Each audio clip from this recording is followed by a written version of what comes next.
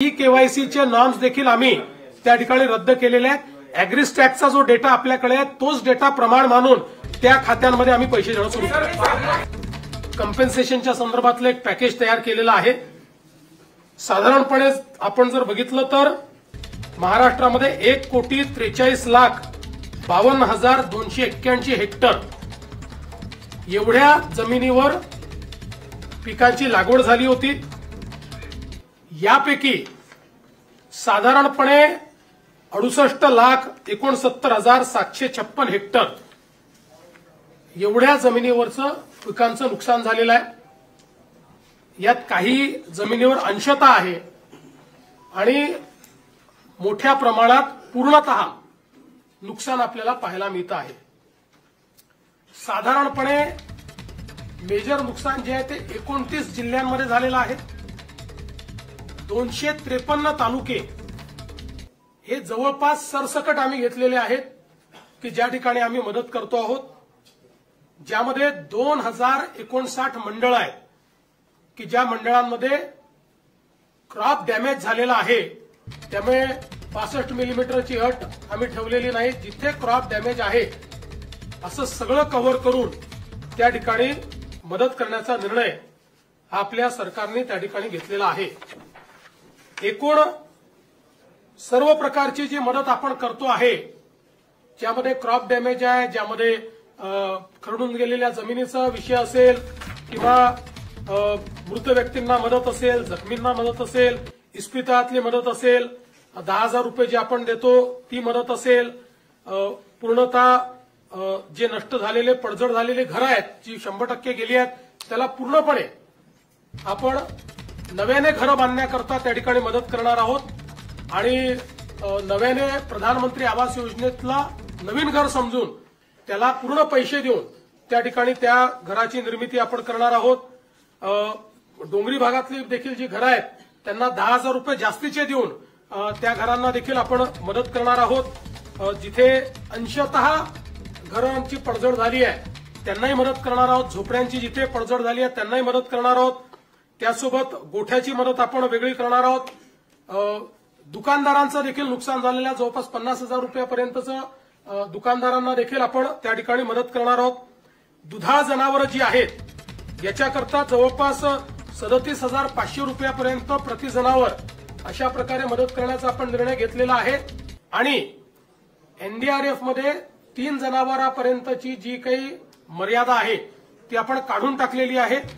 जेवढ्या जनावरांचं त्या ठिकाणी मृत्यू झाला असेल त्या प्रत्येक जनावराकरता राज्य सरकारच्या वतीनं कॉम्पेन्सेशन देण्यात जाईल। ओढकाम करणारी जी जनावरं आहेत त्याच्याकरता 32,000 रुपये प्रति जनावर देण्यात येईल। कुक्कुटपालनाकरता देखील आपण त्या ठिकाणी जो काही आपला दर आहे तो 100 रुपये प्रति कोंबडीप्रमाणे जेवढं नुकसान झालं असेल तेवढं देणार आहे।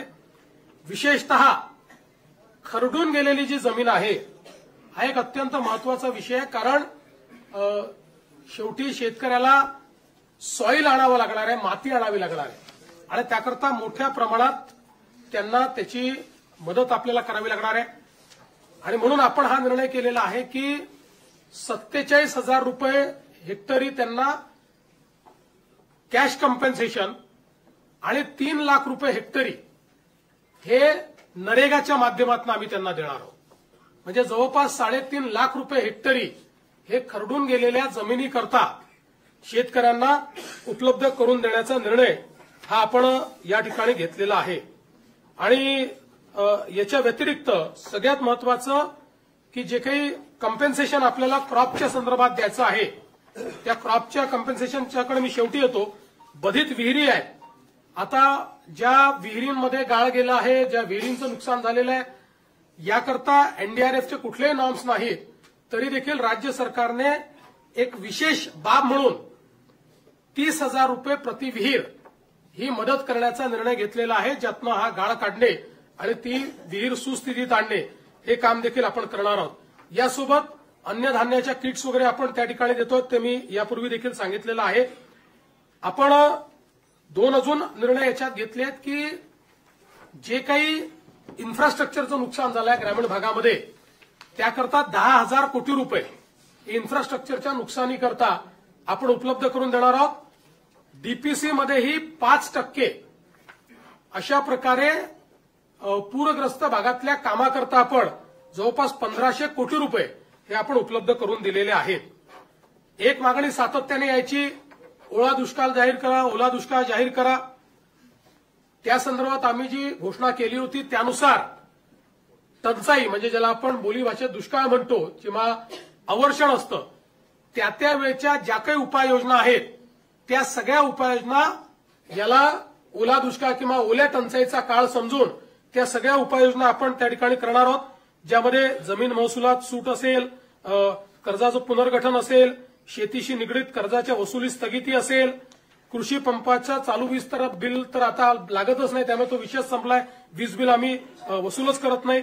शालेय व महाविद्यालयीन विद्यार्थ्यांना परीक्षा शुल्कात माफी हे देखील करण्यात येणार आहे आणि रोयो अंतर्गतच्या कामाच्या निकषात ज्या काही सुधारणा करायच्या त्या आपण करणार आहोत आणि विशेषतः अतिवृष्टी व पूर परिस्थितीमध्ये हे जे काही तालुके आपण जाहीर केले आहेत तिथे शेतीच्या वीज पंपाची जी काही वीज जोडणी आहे ती त्या ठिकाणी अबाधित राहील, त्याचं नुकसान झालं असेल तर त्याची भरपाई मिळेल.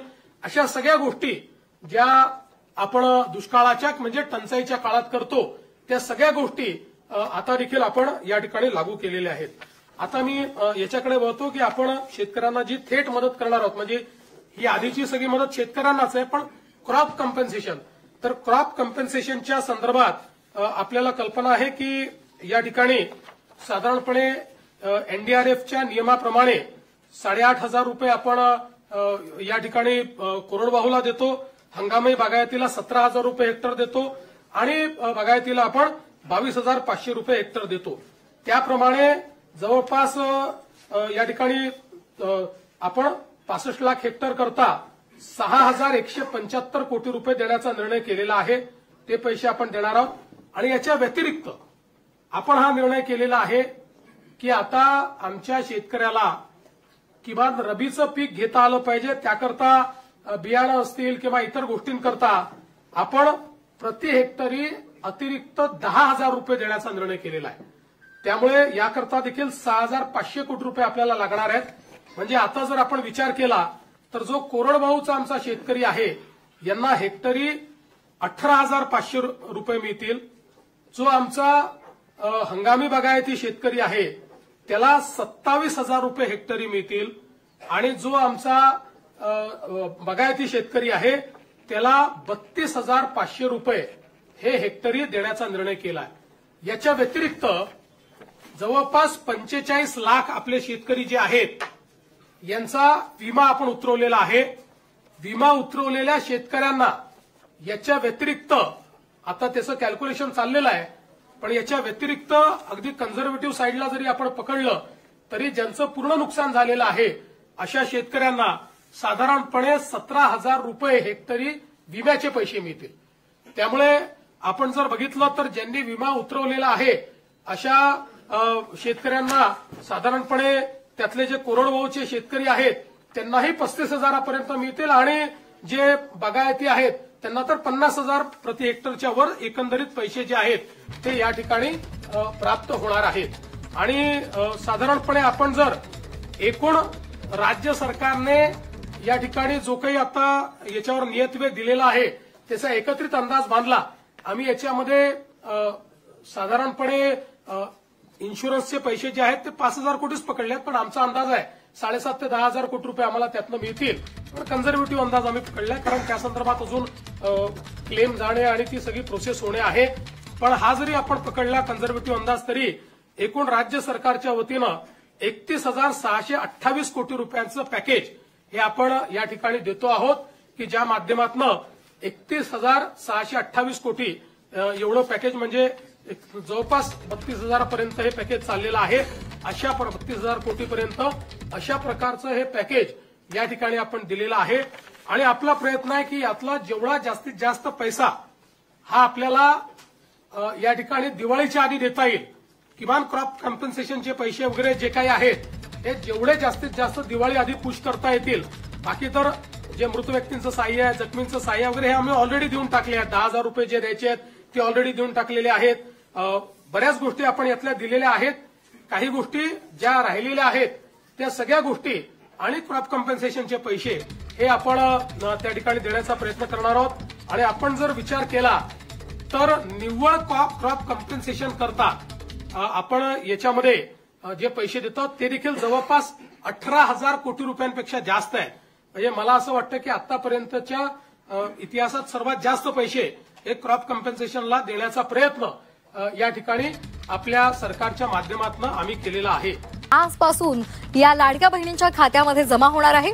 महिला आणि बालकल्याण मंत्री आदिती तटकरे यांनी ट्विट करत ही माहिती दिली आहे। निधी वितरण प्रक्रिया आजपासून सुरू होणार असल्याचं त्यांनी म्हटलेलं आहे। महिला आहेत ज्यांच्या बँकच्या खात्यामध्ये फक्त 50-100 रुपये होते, पण आज दर महिन्याला त्यांच्या बँकच्या खात्यामध्ये या लाडकी बहीण योजनेतून 1500चा लाभ हा वितरित होत असतो। केवायसी बंधनकारक असेल प्रत्येक लाभार्थ्याला 100% आणि त्याचा आम्ही सगळ्यांना कालावधी दिलेला आहे आणि तो कालावधी साधारणपणे 2-3 महिन्याचा असणार आहे, कारण त्यांना तेवढा कालावधी लागणार। त्याचबरोबर आम्ही पूर्ण त्याच्यामध्ये माहिती दिलेली आहे की ते करत असताना ती प्रक्रिया अतिशय सोप्या पद्धतीनं कशी केली जावी। त्याच्यामध्ये आमच्या स्थानिक पातळीवर जे महिला बाल विकास विभागाचे अधिकारी आहेत, अंगणवाडी सेविका, मदतनीस आहेत, इतर विभागांचे महसूल प्रशासनाचे सुद्धा आहेत, त्यांचंही आम्ही त्यामध्ये सहकार्य घेऊ। आणि ई-केवायसी ऑथरायझेशन झालं की त्यांना नियमित लाभ मिळणार आहे। म्हणजे या ज्या तक्रारी आहेत की 1 महिन्याचा लाभ मिळाला, दुसऱ्या महिन्याचा मिळायला विलंब झाला, तिसऱ्या महिन्याचा त्या ठिकाणी थांबला गेला, तर या सगळ्यामध्ये सरळता आणि त्याचबरोबर सुलभता ही त्या निमित्ताने येणार आहे। त्याच्यामुळे या 2-3 महिन्याच्या कालावधीमध्ये जे लाभार्थी आहेत त्यांनी ई-केवायसी करून घेणं आहे आणि याच्यातून त्यांना फक्त लाडकी बहीण योजनाच नाही तर शासनाच्या वेगवेगळ्या ज्या योजना आहेत ह्याचा सुद्धा पुढच्या कालावधीमध्ये लाभ होण्याच्या दृष्टिकोनातून हे महत्त्वपूर्ण केल्या होत्या। ई-केवायसी साधारणपणे महा-डीबीटी पोर्टलवर ज्या ज्या काही स्कीम्स राबवल्या जातात त्या सगळ्यांना ई-केवायसी ही प्रक्रिया फॉलो केली जात असते। साधारणपणे 91 अशा योजना आहेत ज्याच्यामध्ये ई-केवायसी हे त्या ठिकाणी रुटीन ही प्रोसिजर आहे आणि तीच लाडकी बहीणमध्ये पण आहे। फक्त ई-केवायसी राबवत असताना आपल्याला UDIचे अधिकृतता घ्यावी लागते, ऑथरायझेशन घ्यावं लागतं आणि त्याच्यासाठी साधारणपणे 118 बाबींची पूर्तता करावी लागते आणि या बाबींची पूर्तता केल्यानंतर ते ऑथरायझेशन आपल्याला मिळत असतं आणि या संपूर्ण ऑथरायझेशनला साधारणपणे 8 ते 9 महिन्याचा कालावधी लागत असतो। त्याच्यामुळे आम्ही ऑथरायझेशन मिळण्यासाठीची प्रक्रिया ही 8-9 महिन्यांपासून सुरू केली आणि ती मिळाल्यानंतर आम्ही ई-केवायसीची प्रक्रिया ही सुरू केलेली आहे। ई-केवायसीमुळे ज्या लाभार्थी आहेत त्यांना अधिकचा फायदा होणार आहे, कारण त्यामध्ये वेगवेगळ्या पद्धतीचा संभ्रम हा पसरवण्याचा प्रयत्न करत आलेले आहेत। ही योजना जी आहे ही महिलांमध्ये, लाडक्या बहिणींमध्ये अतिशय लोकप्रिय आहे। महिलांना त्याचा लाभ मिळतोय। कुठेही आम्ही याच्यामध्ये लाडकी बहिणीची संख्या कमी करण्याचा प्रयत्न नाहीये। मी म्हटल्याप्रमाणे ई-केवायसीतून महिलांना रेग्युलरली नियमितपणाने लाभ देण्यामध्ये, म्हणजे ज्या लाभार्थी महिला आहेत त्यांना लाभ मिळण्यामध्ये आणखीन सुलभता येणार आहे आणि या व्यतिरिक्त पुढे सुद्धा शासनाच्या ज्या वेगवेगळ्या योजना निघतील, एकदा त्यांचं ई-केवायसी झालेलं असेल की पुढच्या काही योजनांसाठी सुद्धा त्यांना ॲडिशनल काही प्रोसिजर्स कराव्या लागणार नाही। आज 15 जिल्ह्यांमध्ये पैसे वाटप कंप्लीट झालेले आहे। तुम्ही जर लाडकी बहीण योजनेचा फॉर्म भरला असेल, जर तुमची केवायसी झाली असेल तर आज या 15 जिल्ह्यांमध्ये पैसे आलेले आहेत। सर्वात प्रथम जो जिल्हा आहे यवतमाळ, बघा यवतमाळ माल्यांसाठी आनंदाची बातमी आहे। तुम्ही जर यवतमाळ जिल्ह्यामध्ये राहत असाल तर तुम्हाला लाडकी बहीण योजनेचे 1500 रुपये आणि काही बहिणींना 2100 रुपये आणि ज्या बहिणींचे 2 हप्त्याचे पैसे बाकी असतील त्या बहिणींना 4200 रुपयाचा मेसेज येत आहे। आता हा जो मेसेज येतोय 4200 रुपयाचा, काही बहिणींना 2100 रुपये, काही बहिणींना 4200 रुपये, तर काही बहिणींना फक्त 1500 रुपये प्रमाणे हप्ता येत आहे। तर वेगवेगळ्या योजनेच्या माध्यमातून लाडक्या बहिणींना पैसे दिले जातात। नमो शेतकरी योजनेचा, त्यानंतर विधवाची योजना असते, विधवा बहिणी ज्या असतात त्यांना त्या सुद्धा योजनेच्या माध्यमातून त्यांना पैसे दिले जातात। आता काही मुलांच्या नावावर कन्या सुकन्या योजनेच्या माध्यमातून पैसे दिले जातात। नमो शेतकरी योजनेच्या, PM किसान सन्मान निधी योजनेच्या माध्यमातून, वेगवेगळ्या योजनेच्या माध्यमातून पैसे दिले जातात। आता झालं तरी काय की एका सोबत दोघं योजनेचे पैसे आल्यामुळे काही बहिणींना 4200 रुपयाचा मेसेज दिसून येतोय। तर लाडकी बहीण योजनेचा 4200 रुपये जमा झाले का, असं नाही। गव्हर्नमेंटचा मेसेज आहे, गव्हर्नमेंटची स्कीम आहे, एकाच मेसेज मध्ये तुम्हाला दिसून येत आहे की 4200 रुपये जमा झालेले। पण आनंदाची बातमी म्हणजे लाडकी बहीण योजनेचा हप्ता सुरू झालेला आहे. तर त्यासाठी तुम्हाला आनंदाची बातमी सांगतो. ज्या बहिणींना पैसे आलेले आहेत, ज्या जिल्ह्यांमध्ये पैसे आलेले आहेत, त्या जिल्ह्यांची नावं पाहणं सुद्धा गरजेचं आहे. 15 जिल्ह्याचे पैसे वाटप झाले. यवतमाळ जिल्हा आहे, सातारा जिल्हा आहे, अमरावती जिल्हा आहे. तुम्ही जर या 2 जिल्ह्यांपैकी 3 जिल्ह्यांपैकी राहत असाल तर कमेंटमध्ये सांगा. आज या 3 जिल्ह्यांमध्ये 1500 रुपये प्रमाणे हप्ता वाटप झालेला आहे. या 3 जिल्ह्यांमध्ये ज्या बहिणींची केवायसी झाली असेल त्या बहिणींना पैसे आलेले आहेत. आता सर्वात अगोदर महत्वाची माहिती की ज्या बहिणीचं केवायसी झालं नसेल त्या बहिणींना पैसे मिळणार का? जर हप्ता वाटप सुरू झालेला आहे तर तुम्हाला महत्वाची माहिती देतो. या जिल्ह्यांपैकी जर तुम्ही राहत असाल 3 जिल्ह्यांपैकी जर तुमचं ई केवायसी झालं नसेल तर तुम्हाला घाबरायची काही गरज नाही. तुमचं ई केवायसी झाल्यानंतर अवघ्या काही तासानंतरच तुम्हाला मेसेज येऊ शकतो की ज्या बहिणींचं केवायसी झालं त्यांची लिस्ट जाते. आता सर्व काय ऑनलाईन पद्धतीने आहे. आता काय मागच्या काळ सारखं राहिलेलं नाही की सरकारी काम आणि 10 महिने थांब 6 महिने थांब असं होत नाही. आता काय सर्व काय झालेलं आहे, ऑनलाईन झालेलं आहे. ऑनलाईन डाटा राज्य शासनाकडे, केंद्राकडे, तो शासनाकडे माध्यमातून सर्व विभागाकडे दिले जातात. महिला व बाल विकास विभागाकडे हा सर्व डाटा तुमचा जात आहे. तुम्ही जी केवायसी करत आहे यासाठी पोर्टल तयार करण्यात आलेलं आहे. लाडकी बहीण योजना ई केवायसी पोर्टल तयार करण्यात आलेला आहे. हा सर्व डाटा कशा पद्धतीने जातोय? ऑनलाईन पद्धतीने. ज्यांचं ई केवायसी झालं त्यांची नोंदणी झाली. नोंदणी झाल्यानंतर लाडकी बहीण योजनेचा जो हप्ता वाटप होतोय तर त्या यादीमध्ये तुमचं नाव ऑटोमॅटिकली चाललं जातं. ऑफलाईन पद्धतीने टाकायची गरज नाही. सर्व काही ऑनलाईन पद्धतीने टाकलं जातं. तर या 3 जिल्ह्यांपैकी जर राहत असाल तुमची केवायसी झाली असेल तर तुम्हाला पैसे यायला सुरुवात झालेली आहे. आता आपण यामध्ये सर्वात 3 जिल्ह्यांची नावं पाहिली. त्यानंतर आपण आता पाहूया पुढील 3 जिल्ह्यांची नावं. 4था जिल्हा आहे तो जळगाव. तुम्ही जर जळगाव जिल्ह्यामध्ये राहत असाल तुम्हाला देखील पैसे आलेले आहे. नाशिक जिल्ह्यामध्ये राहत असाल तुम्हाला देखील पैसे आलेले आहे. आणि संभाजीनगर, छत्रपती संभाजीनगर मध्ये राहत असाल तर तुम्हाला देखील पैसे आलेले आहेत. तुमची केवायसी या जिल्ह्यांपैकी राहत असाल आणि तुमची केवायसी झाली असेल तुम्हाला देखील पैसे आलेले असतील. तुम्ही या जिल्ह्यांपैकी राहत असाल तर कमेंटमध्ये नक्की सांगा. आता पुढील 3 जिल्ह्यांची नावं सुद्धा पाहणे गरजेचं आहे. रत्नागिरी, धुळे आणि रायगड. बघा या 3 जिल्ह्यामध्ये जरी तुम्ही राहत असाल तुम्हाला देखील पैसे आलेले आहे. लाडकी बहीण योजनेच्या माध्यमातून या 9 जिल्ह्यांमध्ये पैसे वाटप आज कंप्लीट होत आहे. आता पुढचा जिल्हा आहे मुंबई, नंदुरबार, बीड. अशा प्रकारे या 12 जिल्ह्यांमध्ये आज पैसे आलेले आहे. पुढील 2 जिल्ह्यांचे नाव सुद्धा पाहणे अतिशय महत्वाचं आहे.